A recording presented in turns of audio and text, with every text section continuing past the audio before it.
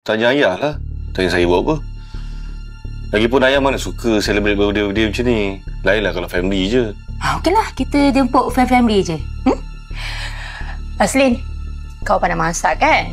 So, apa je yang kau boleh masak lagi? Nah, tak payah. Tak apa. Kalau aunty nak buat, aunty uruskan semua termasuk makanan. Doktor mana bagi dia buat kerja-kerja berat, penat-penat macam tu. Oh, tak boleh disuruh dah ni. Habis kerja rumah segala bagai siapa nak buat? Pandai-pandai lah aunty fikir.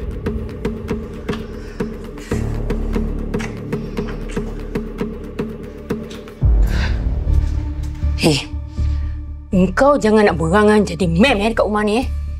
Kau kena tebus semua salah engkau selama ni dengan jadi orang gaji. Aunty Ra. Apa?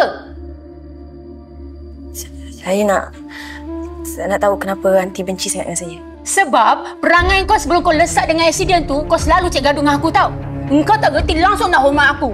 Kau tahu ni, pipi aku ni dan aku ni dah taruh macam mak kau. Kau pernah lempang, kau tahu tak?